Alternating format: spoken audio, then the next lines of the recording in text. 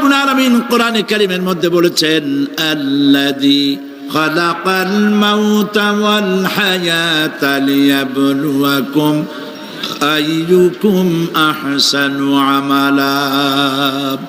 আমি পরীক্ষার জন্য এই জীবন দিয়েছি, তোমাদেরকে পরীক্ষা হবে। এই পরীক্ষা, জীবন আর মৃত্যু দুটো জিনিস দিয়েছি পরীক্ষা করার জন্য। এই পরীক্ষার জন্য তোমরা পাস করতে পারো। পরীক্ষা আসছে, এখন প্রশ্নপত্র সব ফাঁস করে দেওয়া হয়েছে। প্রশ্নগুলি সঠিকভাবে আদায় করুন, প্রশ্নগুলি পড়ুন এবং জীবনটাকে সেইভাবে গড়ুন। নামাজটা সহি করে আদায় করুন। বহু মুসলমান আছে নামাজই পড়ে না, নামাজ পড়তে জানেও না। নবী করিম সাল্লাল্লাহু আলাইহি ওয়াসাল্লাম বলেছেন, সাল্লু কামা রাআইতুমুনি উসাল্লি, নামাজ পড়ো সেইভাবে যেভাবে আমাকে তোমরা পড়তে দেখো। সুবহানাল্লাহ। আর রাসূলুল্লাহ কেমনে নামাজ পড়তেন, এইটা বর্তমান বিশ্বের শ্রেষ্ঠ হাদিস বিশারদ আল্লামা নাসিরউদ্দিন আলবানী তিনি ইন্তেকাল করেছেন। আল্লাহ পাক তাকে জান্নাতুল ফেরদাউসের মেহমান বানায় নিক, বলেন আমিন। তার লেখা বই আছে রাসূলুল্লাহ সাল্লাল্লাহু আলাইহি ওয়াসাল্লামের নামাজ, বইয়ের নাম রাসূলুল্লাহ সাল্লাল্লাহু আলাইহি ওয়াসাল্লামের নামাজ, ছোট্ট একটা বই। এই বইটা আপনারা কিনবেন। এই বইটা যেভাবে লেখা আছে নামাজ সেইভাবে পড়বেন। নামাজ রাসূল করিম ঠিক যেভাবে পড়েছেন ওইভাবেই লেখা আছে। আপনি আন্দাজে পড়লে হবে না, টুকুর টাকুর করে কয়েকটা সেজদা দিলেই হবে না। তা দিলে আর কান, একটা সেজদা থেকে আরেকটা সেজদার মাঝখানে সময় দিতে হবে, রুকু থেকে দাঁড়ায় সময় দিতে হবে, ধীরে ধীরে নামাজ পড়তে হবে।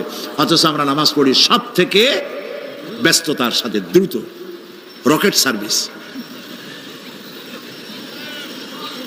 কোরআন শরীফের ভিতরে নামাজের গুরুত্ব সর্বাধিক দেওয়া হয়েছে। নামাজের কথা কয়বার বলা হয়েছে? ৮২ বার। ৮২ বার আল্লাহ পাক বলেছেন নামাজ আদায় করো, ৮২ বার বলেছেন।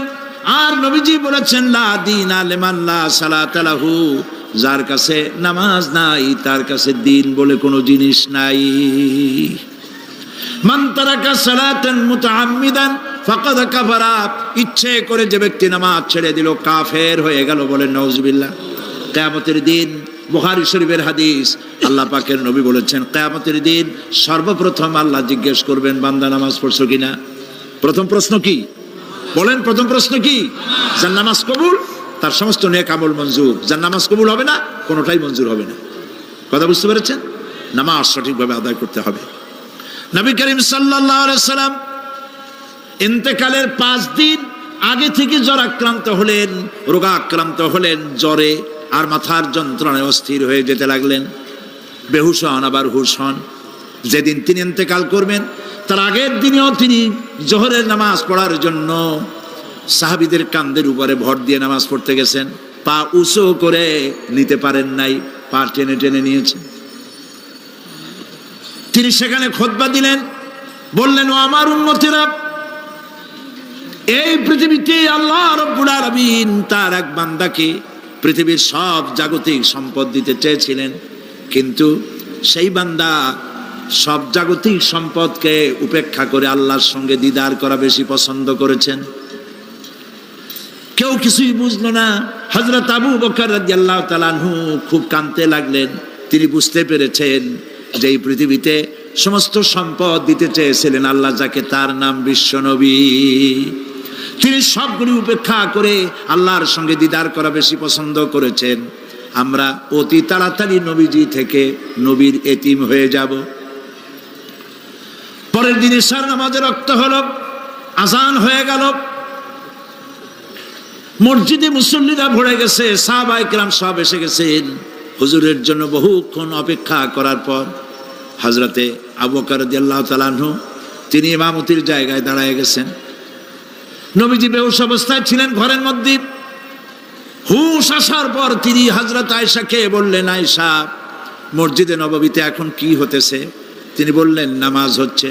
লোকেরা আপনার অপেক্ষা করেছে, কিন্তু আপনাকে না পাইয়া, দীর্ঘক্ষণ অপেক্ষা করার পর আপনাকে না পেয়ে আমার বাবার ইমামতিতে তারা নামাজ পড়তেছে, কিন্তু মুসল্লিদের মধ্যে কান্নার রোল পড়ে গিয়েছে।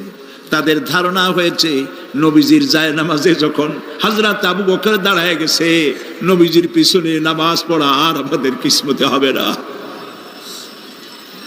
নবীজি বলছেন, আয়েশা রে, মসজিদে নববীর দিকের দরজাটা খুলে দাও, আমি নামাজের দৃশ্য দেখতে চাই। দরজা খুলে দেওয়া হলো। নবীজি কোন রকম মাথা উঁচু করে মসজিদে নববীতে নামাজের দৃশ্য নিজে অবলোকন করে আবার শুয়ে পড়লেন। হযরত আয়েশা লক্ষ্য করে দেখেন নবীজির চোখের পানি দিয়ে কোনা দিয়া পানি বেয়ে বেয়ে পড়ছে। হযরত আয়েশা প্রশ্ন করলেন, ইয়া রাসূলুল্লাহ, নামাজের দৃশ্য দেখি কাঁদছেন কেন? হুজুর বলেন, আয়েশা রে, এটা কোনো দুঃখের পানি নয়, আমি কাঁদতেছি এই জন্যে, এই নামাজের জামাত কায়েমের জন্য তায়েফের ময়দানে অনেক রক্ত ঝরেছে, আবার উহুদের ময়দানে দান দান শহীদ হয়েছে, সাহাবায়ে কেরাম জীবন দিয়েছে। আজ আমি দেখতে পেলাম আমার উম্মতেরা জামাতে নামাজ পড়ছে। আমার ধারণা হলো ভবিষ্যতে কিয়ামত পর্যন্ত আমার উম্মতেরা এইভাবে জামাত বন্দী হয়ে নামাজ আদায় করবে। নবীজি আবার বেহুশ হয়ে পড়লেন। মসজিদে নববী থেকে আজ আর কেউ বাড়ি যায় না, সবাই কান্দে। আজ রাত বোধহয় নবীজি কাটাবেন না। মেয়েরা কাঁদতেছে, সাহাবায়ে কেরাম কাঁদতেছেন, আজওয়াজে মুতাহারাত তারা কাঁদতেছেন। নবীজির আবার হুঁশ হলো, তাকায় দেখেন ঘরের মধ্যে কান্নাকাটি, মসজিদে নববীতে কান্নাকাটি। সব থেকে বেশি কাঁদতেছেন মা ফাতেমা। নবীজি হযরত ফাতেমার কান্না দেখে ইশারা করলেন, কাছে আয়। হযরত ফাতেমা রাসূলের কাছে গেলেন। নবীজি কানে কানে কি যেন বললেন, কান্নাটা বন্ধ হয়ে গেল। হযরত আয়েশা জিজ্ঞেস করলেন, মা, তোমার আব্বা তোমার কানে কি বললো আর কান্না বন্ধ হয়ে গেল? হযরত ফাতেমা বলে, আম্মাজি, আমার আব্বা আমাকে বললেন, মা ফাতিমা, তোমার কান্না আমার বরদাস্ত হয় না, কেঁদো না, আমি মৃত্যুর পরে সকলের আগে তোমার সাথে আমার দেখা হয়ে যাবে। হযরত ফাতেমা বলছেন, আম্মাজি, আমি বুঝতে পেরেছি আমার আব্বার এই কথার অর্থ কি। নবীজির ইন্তেকালের পরে আত্মীয় স্বজনের মধ্যে সবার আগে আমার মৃত্যু হবে, আর আমার পিতার সাথে আমি মিলিত হতে পারবো। রাত যখন শেষ হয়ে এলো, নবীজির হুঁশ হয়েছে, তাকায় দেখেন হযরত জিবরাইল দাঁড়ানো। হযরত জিবরাইল নবীজির চেহারা মোবারকের দিকে তাকায় বলেন, আসসালামু আলাইকা ইয়া রাসূলুল্লাহ, আল্লাহ আপনাকে সালাম বলেছেন, আর আল্লাহ পাক জানতে চেয়েছেন আপনার মুখে আপনি কেমন আছেন। আল্লাহ জানেন আপনার অবস্থা কি, তারপরেও আপনার মুখে শুনতে চেয়েছেন আপনি কেমন আছেন। নবীজি বলছেন, জিবরাইল, বড় কষ্টে আছি, বড়ই যন্ত্রণা, বড়ই কষ্ট। হযরতে জিবরাইল বলছেন, ইয়া রাসূলুল্লাহ, আজকে এক নতুন ফেরেশতা আমি সাথে করে নিয়ে এসেছি। এই ফেরেশতা পৃথিবীর কোন নবী অথবা কোন মানুষের কাছে যাওয়ার জন্য অনুমতি চায় না, আজ আপনার কাছে অনুমতি ভিক্ষা চায় কাছে আসার জন্য। ওই ফেরেশতার নাম হচ্ছে মালাকুল মউত। হযরতে মালাকুল মউত বলেন, ইয়া রাসূলুল্লাহ, এই পৃথিবীতে আদম আলাইহিস সালাম থেকে নিয়ে পর্যন্ত কোন মানুষের জান কবজের জন্য আমার অনুমতি চাওয়া লাগে নাই, আর কোনোদিন লাগবে না। আজ আমি আসার সময় আল্লাহ বলেছেন আপনার জান কবজের জন্য আমি যেন আপনার কাছে অনুমতি ভিক্ষা চাই। নবীজি বলছেন, আমি যদি অনুমতি না দেই তো কি হবে? হযরতে মালাকুল মউত বলছেন, ইয়া রাসূলুল্লাহ, অনুমতি যদি না দেন আমি ফেরত চলে যাব, আমাকে সেভাবেই বলা হয়েছে। হযরতে জিবরাইল বলেন, ইয়া রাসূলুল্লাহ, হে আল্লাহ রাব্বুল আলামিন আপনার দিদারের ইন্তজার করতেছে।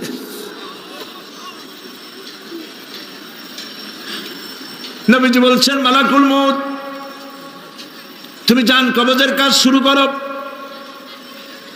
মালাকুল মউত যখন কাছে এসেছে, রাসূল জিজ্ঞেস করলেন, আয়েশা, ঘরে যে কয়েক টুকরা স্বর্ণ ছিল সেগুলোর কি অবস্থা? ছোট ছোট 6 টুকরা স্বর্ণ ছিল। হযরত আয়েশা বলছেন, হুজুর আমি এগুলো রেখে দিছি। হুজুর বলছেন, না, রাখতে পারবে না, আমার ইন্তেকালের আগে খয়রাত করে দাও।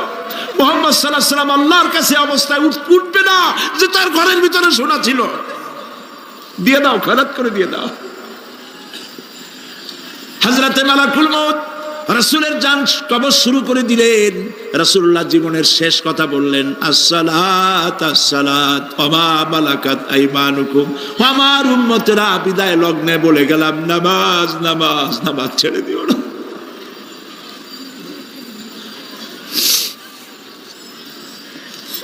প্রিয় ভাইরা, নবী করিম সাল্লাল্লাহু আলাইহি ওয়াসাল্লাম জীবনের শেষ কথা বলে গেছেন নামাজ। সেই নামাজে আমাদের যত সব অবহেলা, স্ত্রীকে নামাজ পড়ান, বউকে নামাজ পড়ান, ছেলে মেয়েকে নামাজ পড়ান। দোকানদার ভাইরা যখন আজান হয়ে যাবে দোকান বন্ধ করে দেন, আপনি আপনার কর্মচারীরা নামাজ পড়তে যান। যতটুকু সময় নামাজ পড়তে গেছে এই সময় বিক্রি করলে যা লাভ হইতো এরপরে বিক্রি করলে আল্লাহ 10 গুণ বেশি বরকত দিতে পারেন। পারেন কিনা? পারেন কিনা? পারেন। আল্লাহর বিশ্বাস করেন, আল্লাহ আপনার বরকত দিবে। আপনার কর্মচারী, দোকানদারে, বাড়ি ঘরে স্ত্রী পুত্র পরিজন যারা আছে সবাইকে নামাজি বানাবার জন্য চেষ্টা করেন। নামাজ রোজা ইত্যাদি করুন। মিথ্যা বলবেন না, ওজনে কম দিবেন না, খাদ্যে ভেজাল দিবেন না, ঘুষ খাবেন না, ঘুষ দিবেন না, মানুষের উপর অত্যাচার করবেন না, কাউকে কষ্ট দিবেন না, মানুষ যেন আপনার ব্যবহারে কষ্ট না পায়। আল্লাহ পাক বলেছেন ওয়াকুলু লিন্নাসি হুসনা, মানুষের সাথে সুন্দর সুন্দর কথা কও। নবী করিম সাল্লাল্লাহু আলাইহি ওয়াসাল্লাম বলেছেন মানুষের সাথে যদি হাসি মুখে কথা বলো একটা সদকা দেওয়ার সমান সওয়াব হয়ে যাবে।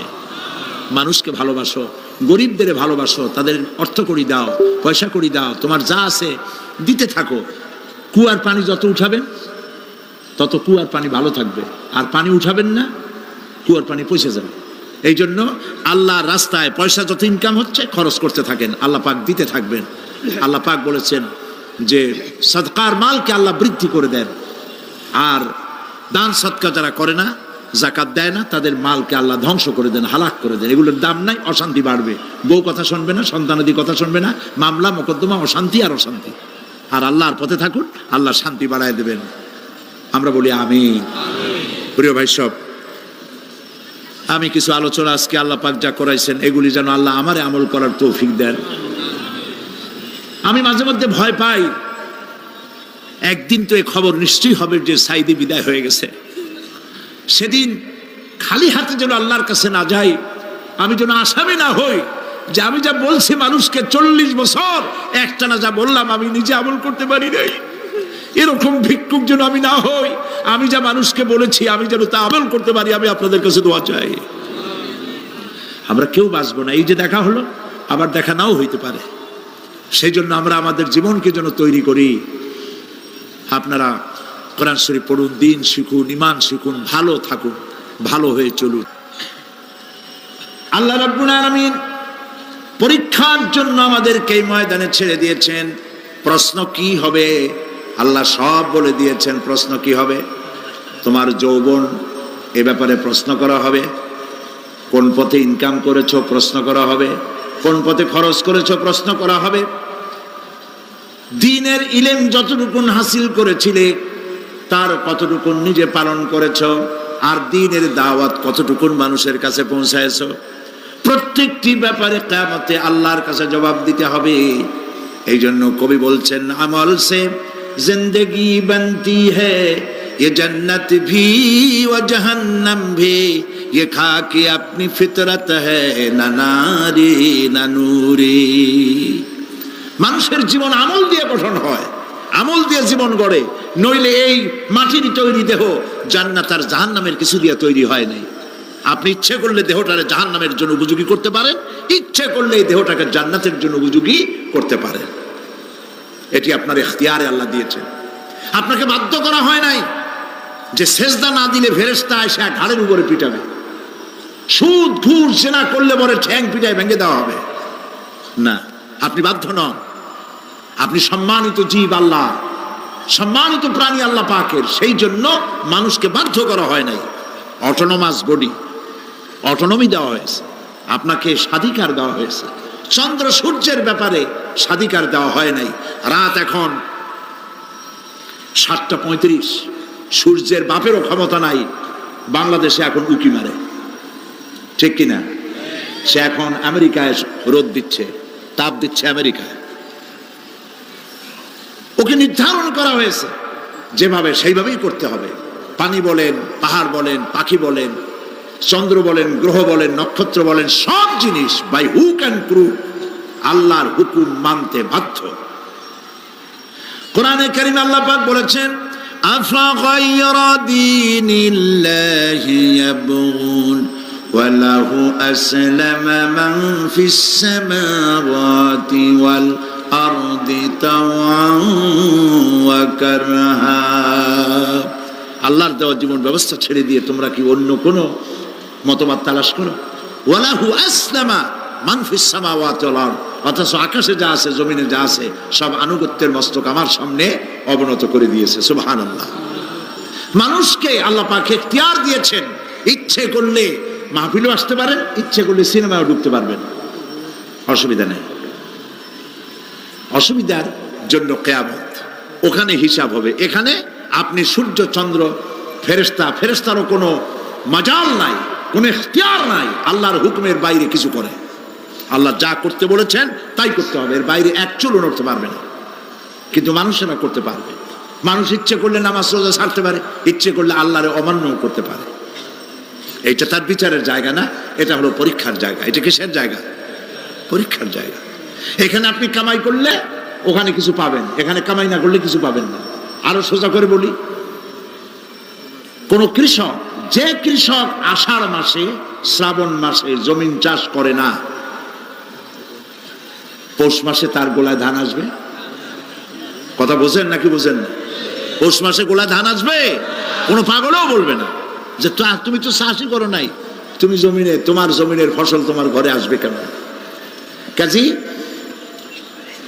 এই দুনিয়ায় পরীক্ষা দিলে এখানে রেজাল্ট হয়, এখানে গাছ লাগাইলে এখানে ফল দেয়। কিন্তু মানুষের জন্য আল্লাহ পাক যে আমল তৈরি করেছেন, পরীক্ষা নেবেন, সেই পরীক্ষার রেজাল্ট এখানে হবে না। পরীক্ষার রেজাল্ট আউট হবে কোথায়? আখিরাতে। বলেন সবাই, কোথায় হবে? পরীক্ষার রেজাল্ট আউট হবে কোথায়? আখিরাতে। এইখানে আপনি যা কামাই করবেন এখানে রিটার্ন দেওয়া হবে না। এখানে যা কামাই করবেন সমস্ত কামাই 700 গুণ বর্ধিত আকারে কিয়ামতে আল্লাহ আপনার হাতে ধরাই দিবেন। আল্লাহর ওয়াদা কখনো মিথ্যা হয়? মিথ্যা হয় রাজনৈতিক দলের নেতারা, এই জাতীয় লোকেরা যারা মঞ্চে আসে আর বলে যে এবার আমাদের ভোট দেন, আমরা ক্ষমতায় যাইতে পারলে আপনারা না খাইয়া কেউ মরবেন না। কিন্তু কি খাইয়া মরবে তাও কয় না। সেদিন শুনলাম এই যে নির্বাচন এখন একটা চলতেছে, স্লোগান বাপ দাঁড়াইছে, ছেলে তো বলে রহিম ভাই আমার ভাই, তোমার ভাই, বাপের নাম রহিম। তারপরে শুনলাম বলতেছে বেগুন ভাইয়ের চরিত্র, আজকে নাম রাখে তো আদর করে, বেগুন পটল, বেগুন ভাইয়ের চরিত্র ফুলের মতো পবিত্র। আমি আর একজনের পাশের থেকে কইল যে নামাজ পড়ে না, একক তো এমনই ফুলের মতো চরিত্র। তো দুনিয়ার ময়দানে আপনি যা কামাই করবেন এখানে রেজাল্ট আউট হবে, এখানে আপনি পাবেন ফল, এখানে পাবেন। যা করবেন এখানে গাছ লাগাবেন, ফল লাগাবেন, এখানে পাবেন। আর আল্লাহর জন্য যেটা করবেন সেটার ফল, সেটার রেজাল্ট কিয়ামতে বাইরে হবে। সুবহানাল্লাহ। এখানে পরীক্ষা দিয়ে যদি কেউ ফেল করে, ম্যাট্রিক পরীক্ষা দিয়ে ফেল করেছে, ফাজেল পরীক্ষা দিয়ে ফেল করেছে, আবার পরীক্ষা দিয়ে পাস করার সুযোগ আছে, আবারও ফেল করেছে, আবারও পরীক্ষা দিয়ে পাস করার সুযোগ আছে। 10 বার যদি ফেল করে আরো 10 বার পরীক্ষা দিয়ে পাস করার সুযোগ আছে। কিন্তু কিয়ামতের দিন আল্লাহ রাব্বুল আলামিনের জীবনের পরীক্ষায় কোনো মানুষ যদি আল্লাহর আদালতে ফেল করে বসে একবার, দ্বিতীয়বার পরীক্ষা দেওয়ার আর কোনো সুযোগ নাই। এই পৃথিবীতে যদি কেউ নিম্ন আদালতে মামলায় হেরে যায়, জজ কোর্টে করবে, যদি হেরে যায় হাইকোর্টে করবে, হেরে গেলে আপিল করবে সুপ্রিম কোর্টে, সুপ্রিম কোর্টেও যদি হেরে যায় তাহলে প্রেসিডেন্টের কাছে আপিল করবে। সুযোগ আছে কয়েকবার। কিন্তু কিয়ামতের দিন জীবনের আদালতে কোনো মানুষ যদি একবার ফেল করে বসে, জীবনের মামলায় যদি একবার হেরে যায়, দ্বিতীয়বার আপিল করার আর কোনো জায়গা নাই। সে আখিরাতে রেজাল্ট আউট হবে। আমরা সব মরে যাব, আমরা সব কি হব? সব মরে যাব।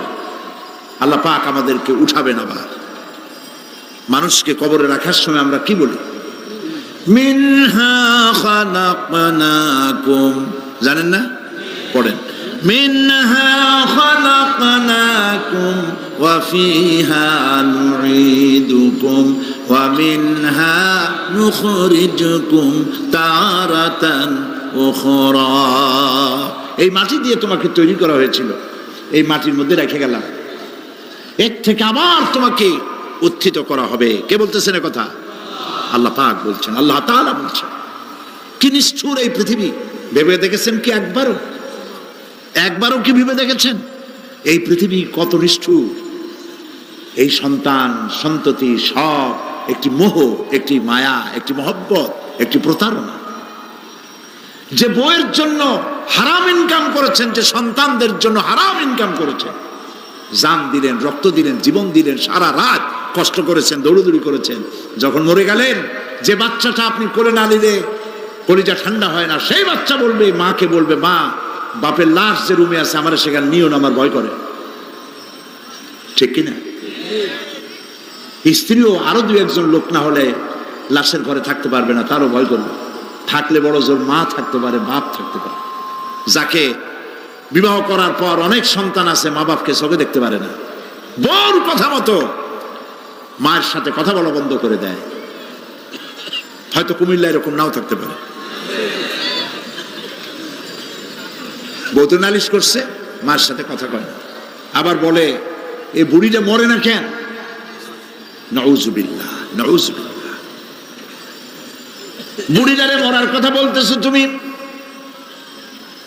তোমার ছোট্টবেলায় যখন তোমার টাইফয়েড হয়েছিল, অসুখ করেছিল, গরিব বাবা, বাড়িতে ল্যাপ নাই, খাতা নাই, তোষক নাই, সেই জায়গায় মা তার কাপড় বিছায় দিয়া বুকের উপরে নিজের শরীরের উষ্ণতা দিয়া বাঁচায় রাখার চেষ্টা করেছে, নিজে না খেয়ে খাওয়াইছে, অসুখ সারে না। মা ওই মুমূর্ষ বাচ্চার সেরানে তার মাথার কাছে বসে তাহাজ্জুদের নামাজ পড়ে কোরআন শরীফ তেলাওয়াত করে, চোখ দিয়া পানি পড়ে আর বলতে তাকে, রব্বুল আলামিন আমার জীবনটারে দিয়া আমার কলিজার টুকরা সন্তানটারে বাঁচাইয়া দাও।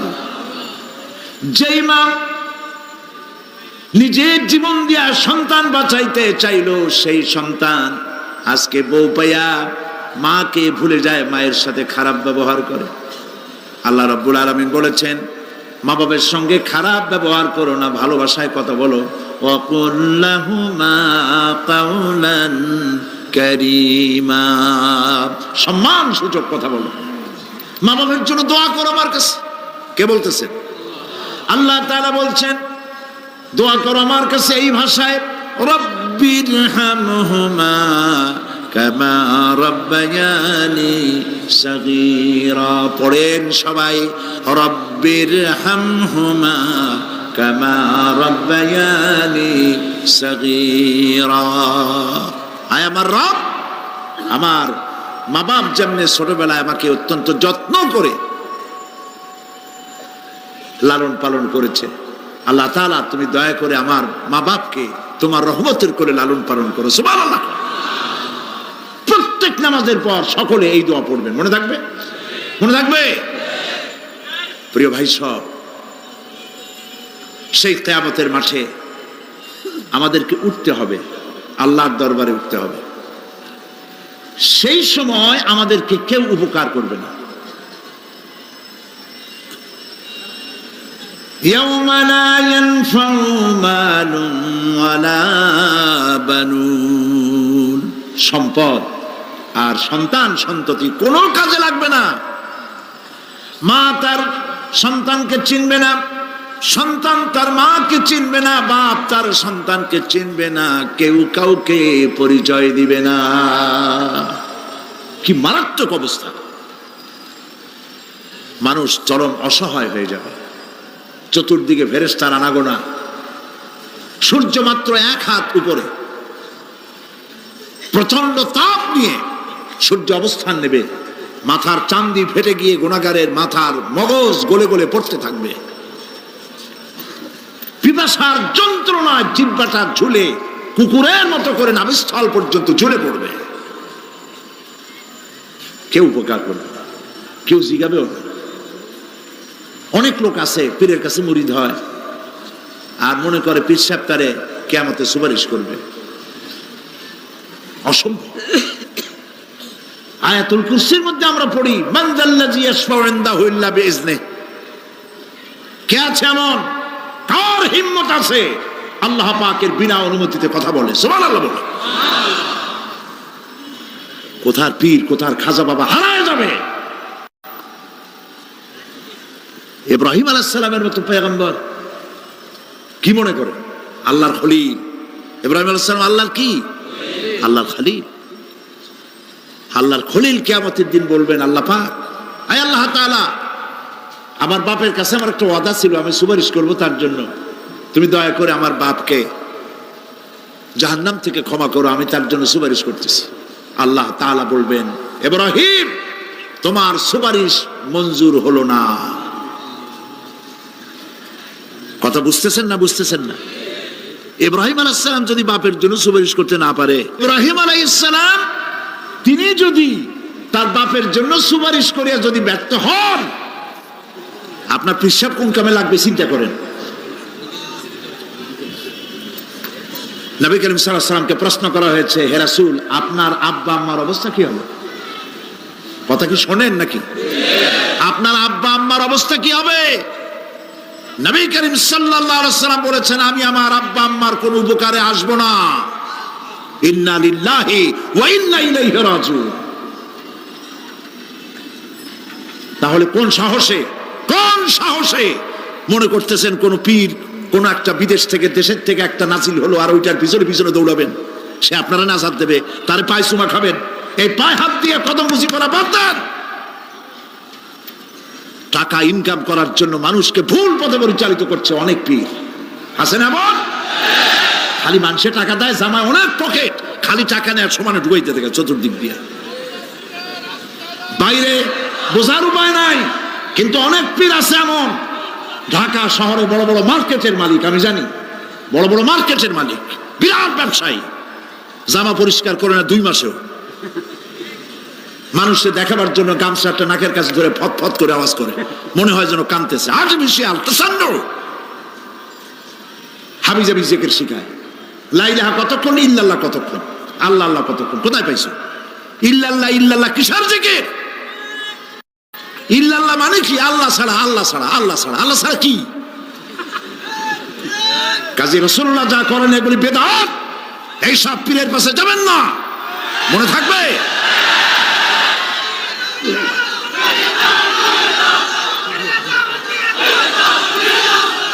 প্রিয় ভাই সব, কিয়ামতের দিন আপনার আমল, একমাত্র আমল আপনাকে বাঁচাইতে পারবে।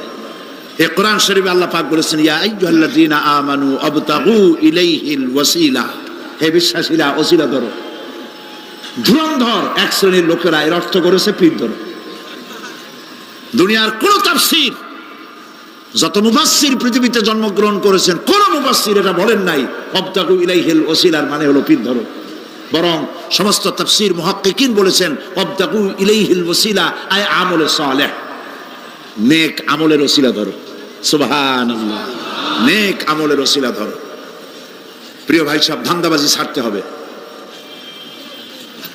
কিয়ামতের দিন মানুষ একেবারে অসহায় হয়ে যাবে, কেউ সাহায্য করবে না। সেই দিন প্রশ্নপত্র সামনে আসবে, আমলনামাগুলি বেঈমানের পিছন দিক থেকে বাম হাতে আসবে, আর ইমানদারের সামনে থেকে ডান হাতে আসবে। আমলনামা হাতে পাওয়ার সঙ্গে সঙ্গে বেঈমান বুঝে ফেলবে তার জায়গা কোথায়, কলিজা তখন গলার কাছে চলে আসবে। সব তো ছিল একসাথে। মনে করেন এই মাহফিলের মধ্যে, মনে করেন এখানে সন্ত্রাসী আছে, খুনি আছে, ওয়ান্টেড, মোস্ট ওয়ান্টেড আসামি এর মধ্যে আছে, ধরা যাচ্ছে না অনেক মানুষের মধ্যে। হঠাৎ করে অর্ডার হলো যে ভিতরে এসবিআইবি ঢুকিয়ে দেওয়া হয়েছে, গোয়েন্দা বিভাগের লোক ঢুকিয়ে দেওয়া আছে, সন্ত্রাসী মোস্ট ওয়ান্টেড যারা আছে বেরিয়ে পড়ো, এক পাশে চলে আসো। তখন অবস্থাটা কি হবে তাদের? মজা লাগবে? পায়ের রক্ত মাথায় উঠে যাবে, চোখ দিয়ে রক্ত পড়া শুরু করবে। সমস্ত মানুষ একসাথে ছিল হাসরের ময়দানে। হঠাৎ করে অর্ডার হয়ে যাবে, অন্তাজুল ইয়াউমা আইয়ুহাল মুজরিমুন, হে অপরাধীর দলেরা আলাদা হয়ে যাও। ইন্না লিল্লাহ, আলাদা হয়ে যাও। সমস্ত মানুষ সেখানে খালি পায়ে উঠবে, কারো পায়ে জুতা নাই, স্যান্ডেল নেই, পরনে কোনো কাপড় নাই, গায়ে কোনো কাপড় নাই, মাথায় কোনো আবরণ নাই। হযরত আয়েশা সিদ্দিকা রাদিয়াল্লাহু তাআলা আনহা তিনি নবী করিম সাল্লাল্লাহু আলাইহি ওয়াসাল্লামের কাছে কিয়ামতের এই বর্ণনা শুনে কাঁদতেছিলেন আর বলতেছিলেন, হে আল্লাহর রাসূল, কিয়ামতে সকলকে ভাবে উঠতে হবে, এমনকি আমাকেও? হুজুর বললেন, প্রত্যেকটি মানুষকেই উলঙ্গিনী হয়ে উঠতে হবে। তিনি প্রশ্ন করলেন, তখন কি শরম হবে না? নবী করিম সাল্লাল্লাহু আলাইহি ওয়াসাল্লাম বলছেন, জাহান্নামের ভয়তে কেউ কারো দিকে তাকাবার সুযোগ পাবে না। সব উপরের দিকে তাকায় থাকবে আর বলবে, আল্লাহ আমারে বাঁচাও, আল্লাহ আমারে রক্ষা করো। সমস্ত নবীরা, সমস্ত নবী আদম আলাইহিস সালাম থেকে শুরু করে ঈসা আলাইহিস সালাম পর্যন্ত সব নবী বলবেন, নাফসি নাফসি, আল্লাহ আমারে বাঁচাও, আমাকে রক্ষা করো। কোথায় যাবে আপনার পীর সাহেব? একমাত্র ব্যক্তি বিশ্ব নবী মুহাম্মদুর রাসূলুল্লাহ সাল্লাল্লাহু। মানুষেরা হয়রান হয়ে যাবে, আদম আলাইহিস সালামের কাছে যাবে, আবাল বাশার, আপনি প্রথম মানুষ, আমরা বিপদে শেষ হয়ে গেছি, 50,000 বছর দাঁড়ায় আছি। কয় বছর দাঁড়ায় থাকতে হবে? কোথায় আছে? এই কোরআন শরীফ, 50,000 সানা মিম্মা তাউদ্দুন। এই পৃথিবীতে গণনা করলে 12 মাসে 1 বছর, 12 বছরে 1 যুগ, এরকম করে করে 50,000 বছর পৃথিবীতে গুনলে যত বড় লম্বা হয়, বিচারের দিনটা এত বড় লম্বা হবে। সবাই বলবে, আদম আলাইহিস সালাম আমাদের জন্য একটু আল্লাহকে সুপারিশ করুন যেন তিনি আমাদের বিচারটা তাড়াতাড়ি করে দেন। তিনি বলবেন, আমার পক্ষে সম্ভব নয়, আল্লাহ সামনে দাঁড়িয়ে কথা বলার আমার কোনো সাহস নাই, আমি পারবো না। নূহ আলাইহিস সালামের কাছে যাও, নূহ আলাইহিস সালাম বলবেন, আমি পারবো না। মুসা আলাইহিস সালামের কাছে যাও, তিনি বলবেন, আমি পারবো না। ইব্রাহিম আলাইহিস সালামের কাছে যাও, একজন আরেকজনের কাছে পাঠাবে। সর্বশেষ ঈসা আলাইহিস সালামের কাছে লোকেরা আসবে, হাসরবাসী। ঈসা আলাইহিস সালাম বলবেন, আমি তো পারবোই না, কারণ পৃথিবীর শত শত কোটি নাসারারা আমাকে আল্লাহর ছেলে বলেছে, অথচ আমি তাদের তা বলতে বলি নাই। আমি নিজের ব্যাপারেই আজকে শঙ্কিত, আমারে তারা আল্লাহর ছেলে বলছে। আল্লাহ আজকে আমার সাথে কি ব্যবহার করবেন আমি তো জানি না, আমি নিজেই বিপদে আছি। তবে আমি তোমাদের ব্যাপারে একটা পরামর্শ দিতে পারবো। একজন ব্যক্তি আছে যার কাছে গেলে তিনি কথা বলতে পারবেন, তিনি বিশ্বনবী রাহমাতুল লিল আলামিন জনাব মুহাম্মদ রাসূলুল্লাহ সাল্লাল্লাহু আলাইহি ওয়াসাল্লাম। তার কাছে চলে যাও, হাসরবাসীরা তার কাছে চলে যাবে। নবীজি সকলের কথা শুনে সিজদায় পড়ে কাঁদতে থাকবেন।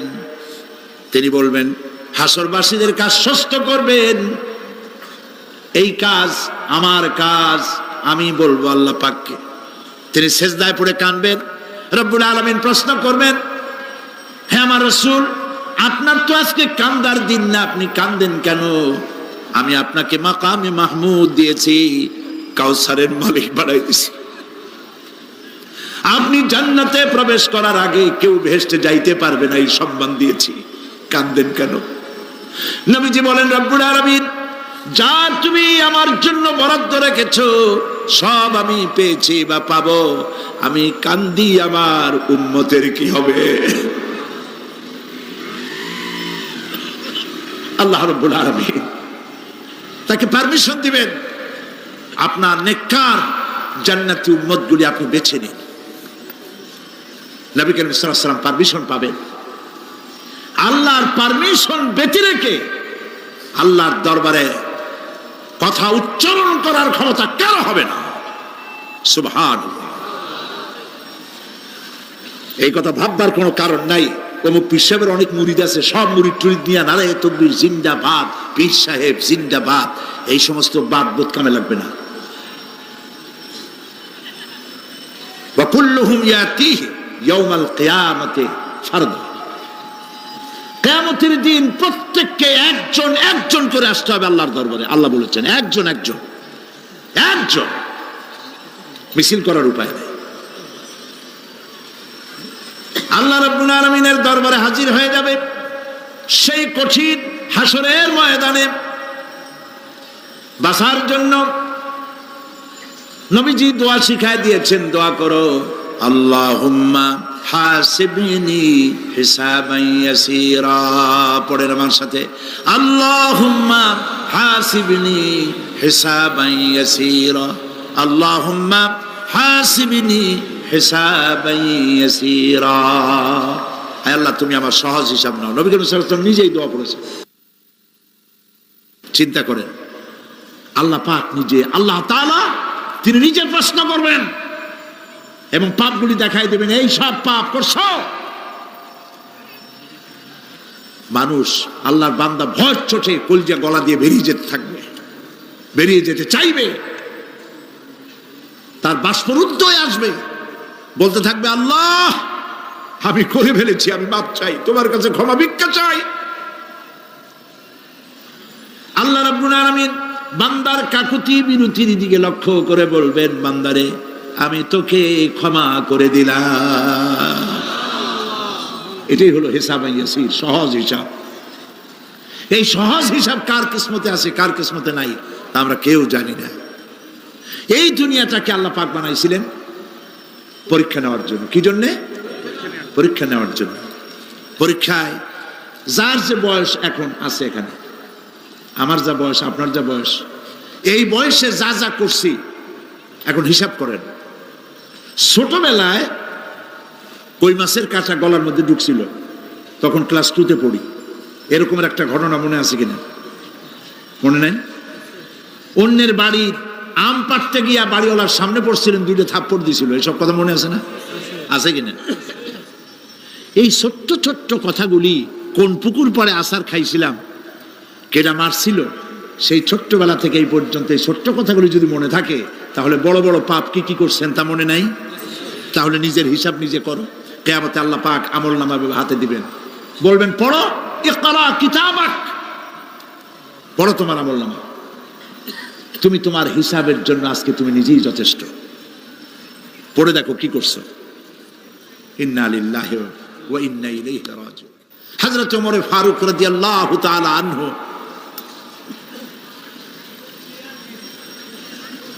তিনি একবার অন্ধকার রাত্রে যাচ্ছিলেন, পিছনে ছিল অনেক লোকজন ছিল। হাঁটতে হাঁটতে তিনি প্রশ্ন করলেন, আচ্ছা তোমাদের মধ্যে কি কেউ আছে এমন বলতে পারো যে কোরআন শরীফের মধ্যে সব থেকে হতাশাব্যঞ্জক আয়াত কোনটি? একজন জবাবে বললেন, অন্ধকার পিছনে, অন্ধকারের মধ্যে পিছন থেকে একজন জবাব দিল, ফামাইয়ামাল মিসকালা যাররাতিন খায়রান ইয়ারা ওয়া মান ইয়ামাল মিসকালা যাররাতিন শাররান ইয়ারা। এর অর্থ হলো, পৃথিবীতে কেউ যদি ছোট্ট একটি পাপ নেকির কাজ করে, সরিষা পরিমাণ নেকির কাজ যদি করে সেটা দেখতে পাবে, সরিষা পরিমাণ পাপের কাজ যদি করে সেটা দেখতে পাবে। ওমর রাদিয়াল্লাহু তাআলা আনহু কাঁদতেছিলেন, কিয়ামতে সব নেকি আর পাপ যা যা করছি সব দেখানো হবে। ইন্না লিল্লাহি ওয়া ইন্না ইলাইহি রাজিউন। আল্লাহ তুমি মাফ করে দাও আমাদেরকে, আমরা বলি আমিন। কতক্ষণ হাঁটার পরে তিনি প্রশ্ন করলেন, আচ্ছা মুমিনদের জন্য কোরআনের মধ্যে সব থেকে আশাব্যঞ্জক কোন আয়াত কি আছে? পেছন থেকে আওয়াজ এলো, মুমিনদের জন্য আশাব্যঞ্জক একটি আয়াত আল্লাহ রাব্বুল আলামিন কোরআনের মধ্যে দিয়েছেন, সেটি হচ্ছে লা তাকনাতু মির রাহমাতিল্লাহ। আমার রহমত থেকে, আল্লাহর রহমত থেকে হতাশ হয়েও না, নিরাশ হয়ে যেও না। অর্থ হচ্ছে এই, আমরা পাপ করেছি, আমরা সবাই গুনাহগার কিনা বলেন? স্বীকার করি আমরা সবাই গুনাহগার কিনা? সবাই গুনাহগার। এই গুনাহগার মানুষগুলি যদি গুনায় তওবা করে, গুনার জীবনে করব না তওবা করে কেউ যদি আল্লাহর রহমতের দিকে এক বিঘত অগ্রসর হয়, হাদিসে কুদসির ভিতরে এসেছে, আল্লাহ পাক বলেন আমি আমার ওই বান্দার দিকে এক হাত আগায়া যাই। কোন বান্দা যদি গুনার তওবা করে আর যদি গুনাহ না করে আমার দিকে যদি হেঁটে আসে, আমার রহমত বান্দার দিকে দৌড়াইয়া যায়। আল্লাহর গজবের চাইতে রহমত বেশি।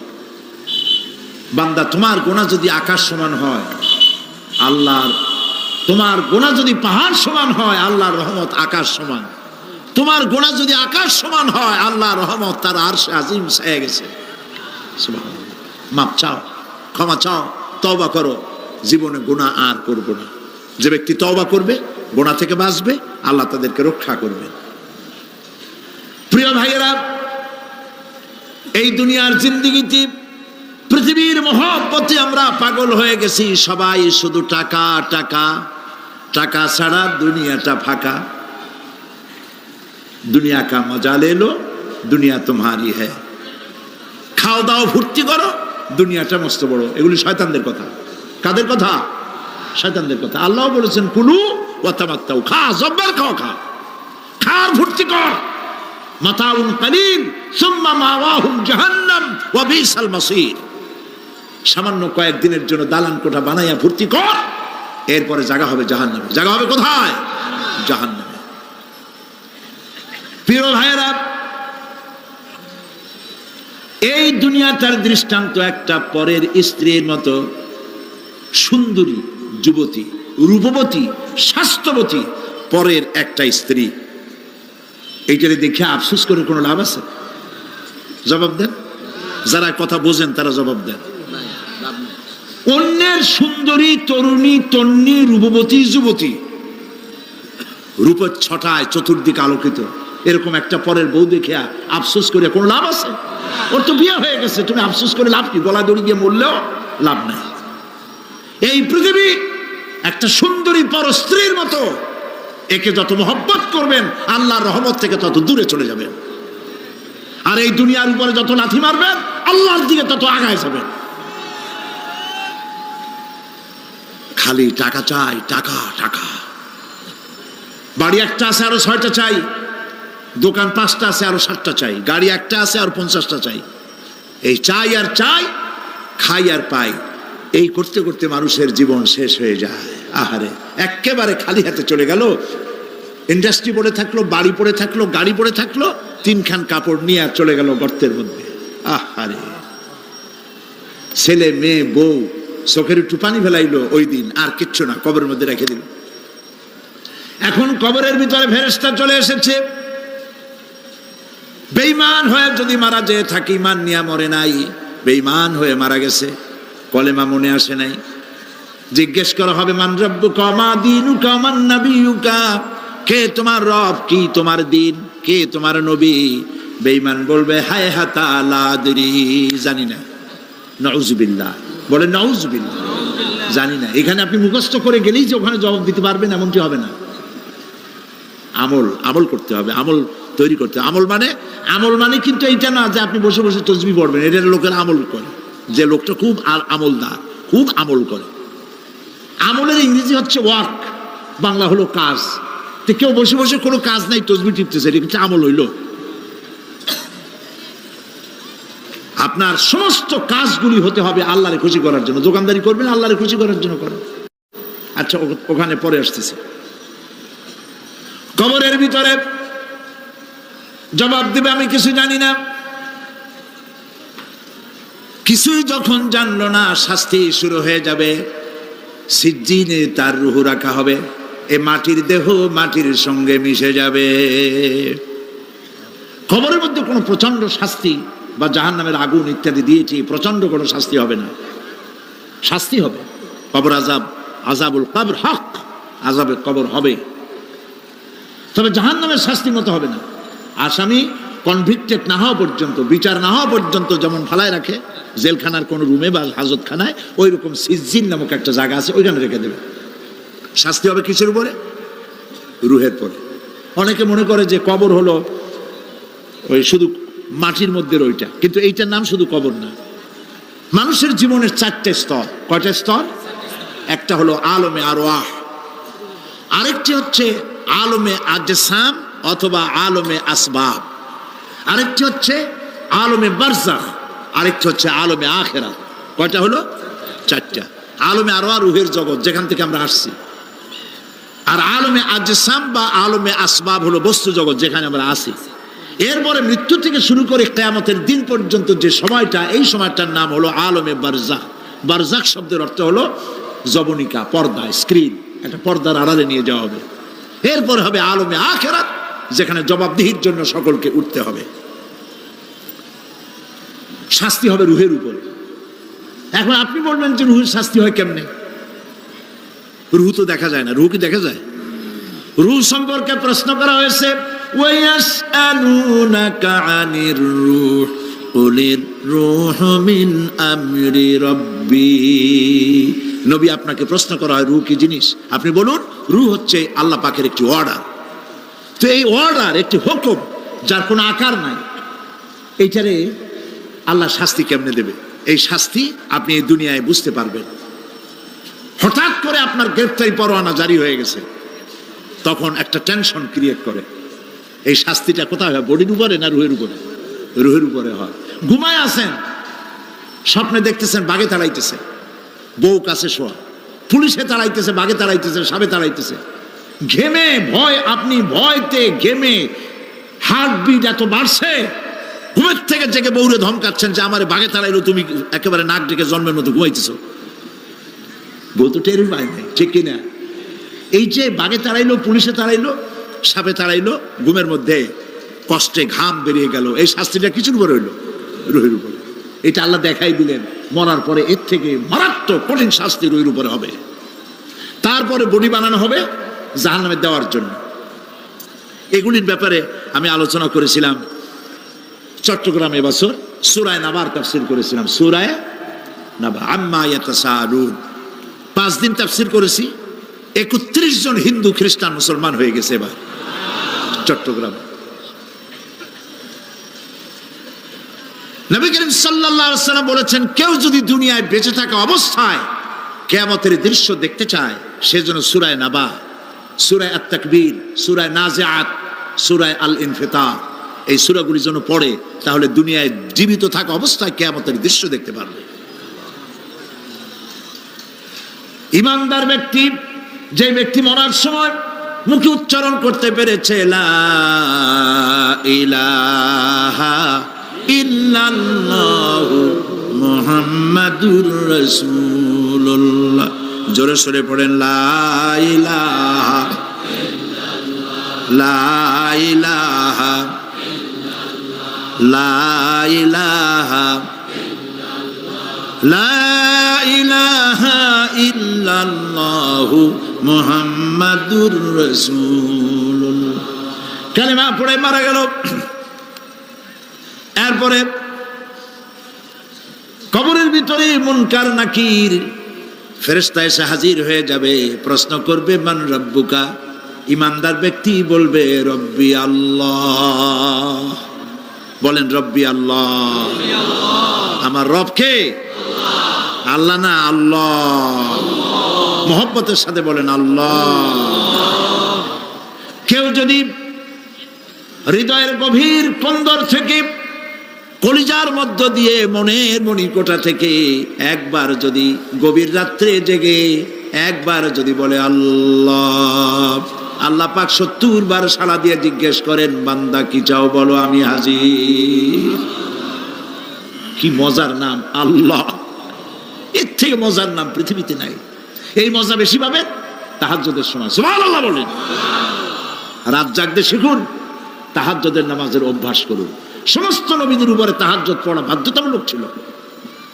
গভীর রাত্রে সব ঘুমানো, আপনি জাগুন, উজু করুন, একটা রুমের মধ্যে একা চলে যান, দরজা বন্ধ করে দিন, তারপরে 6 রাকাত 8 রাকাত নামাজ পড়ে কান ধরিয়া আল্লাহর কাছে বলতে থাকেন, আল্লাহ, আমি এই সমাজের একজন নগণ্য মানুষ, তুমি দয়া করে আমারে কত টাকা দিছো, পয়সা দিছো। আমার মতো বিদ্যা জানাওয়ালা লোকেরা রিক্সা চালায়, অফিসে চাকরি করে, খাইয়া বউরেও ভালো কাপড় দিতে পারে না। তুমি আমারে কই থেকে কই নিয়ে আসছো বাবু? তার আমি শুধু নাফরমানি করছি, গুনাহ করছি, মিথ্যা কথা বলছি। আল্লাহ তুমি আমারে মাফ করো। গভীর রাত্রে গুনগুন করে নিজের কানে ধরে অপরাধ স্বীকার করে কাঁদতে থাকেন আর ডাকতে থাকেন, ইয়া আল্লাহু ইয়া রহমানু ইয়া রহিমু ইয়া হাইয়ু ইয়া কাইয়ুম। পড়েন ইয়া আল্লাহু ইয়া রহমানু ইয়া রহিমু ইয়া হাইয়ু ইয়া কাইয়ুম, ইয়া আল্লাহু ইয়া রহমানু ইয়া রহিমু ইয়া হাইয়ু ইয়া কাইয়ুম। চোখের পানি ফেলে। নবীজি বলেছেন আল্লাহর ভয়েতে গুনাহ করেছিল, সেই লজ্জা করে আল্লাহর ভয়েতে, জাহান্নামের ভয়েতে মানুষ যখন কান্দে, চোখের পানি নাকের অর্ধেক আসতে না আসতে আল্লাহ পাক তারে মাফ করে দেন। আল্লাহ পাক, মা বাচ্চা যদি কান্দে মা সইতে পারে বলেন? মায়ের চাইতে আল্লাহর মহব্বত কম না বেশি? মহব্বতকে আল্লাহ পাক 100 ভাগ করেছেন, 1 ভাগ সারা বিশ্বের মাঝে ছড়িয়ে দিয়েছেন, আর 99 ভাগ আল্লাহ তার নিজের মধ্যে রাখছেন। 1টা ভাগ ছেড়ে দিলেন পৃথিবীতে, সেই ভাগের থেকে যেটুকুন মুরগি পেল, মুরগি তার বাচ্চা ঠেকাবার জন্য চিলের সাথে লড়াই করে, শিয়ালের সাথে লড়াই করে, গরু হাতির সাথে লড়াই করে, মানুষ তার সন্তানকে বাঁচাবার জন্য জীবনটাও দিয়ে দেয়। 1টা ভাগের যতটুকুন পেলাম, সেই মহব্বত যদি আমার এত তীব্র হয় স্ত্রীর জন্য, সন্তানের জন্য, তাহলে 99টা ভাগ মহব্বত যে আল্লাহর কাছে বান্দার জন্য, তার দয়া কত বেশি। এই জন্য কবরের ভিতরে প্রশ্ন হবে, কে তোমার রব? মুমিন ব্যক্তি বলবে রব্বি আল্লাহ, আমার রব আল্লাহ। ওয়ামা দীনুকা, তোমার দিন কি? বলবে দীনুনাল ইসলাম। ওয়ামান নবিয়ুকা, তোমার নবীকে? ওই লোক বলবে নবিয়ুনা মুহাম্মাদুর রাসূলুল্লাহ সাল্লাল্লাহু আলাইহি ওয়াসাল্লাম। হাদিসে এসেছে ওই সময় নবীজির চেহারা মোবারক দেখানো হবে, প্রশ্ন করা হবে মা কুনতা তাকুলু ফি হাদার রাজুল, এই লোক সম্পর্কে তোমার ধারণা কি? লোকটি বলবে হাদা নবিয়ুনা মুহাম্মাদুর রাসূলুল্লাহ সাল্লাল্লাহু আলাইহি ওয়াসাল্লাম, ইনি তো আল্লাহর রাসূল, আমার নবী।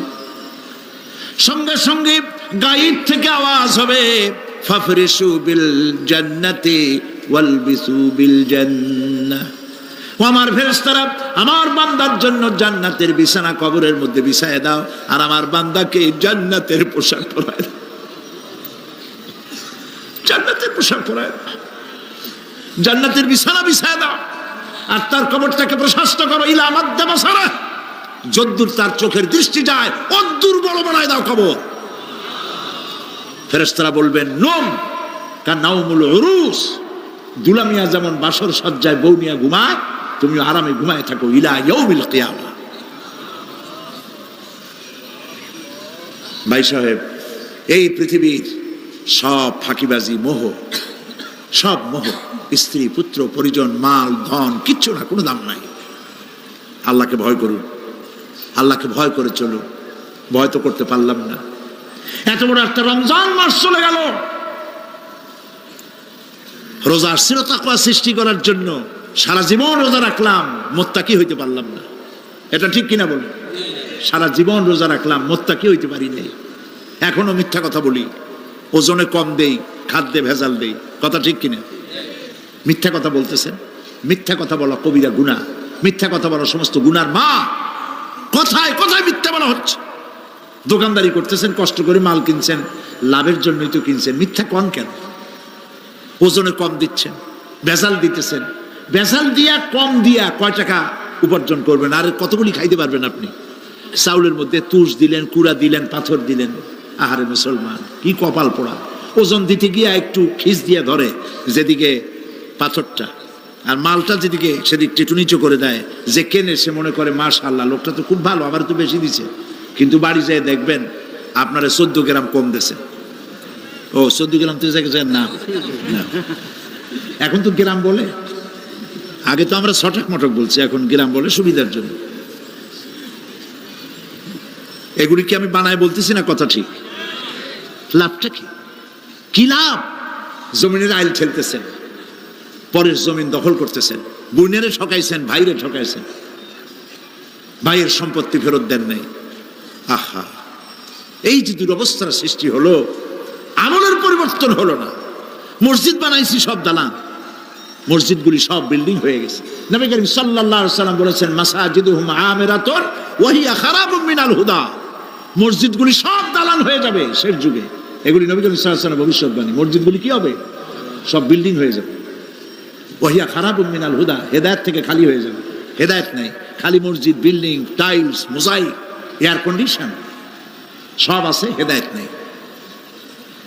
কবি বলতেছেন মসজিদ তো बना ली है सब भर में ईमान की हरारत वालों ने, मन पुराना पापी रहा बरसों में नमाजी बनना सीखा।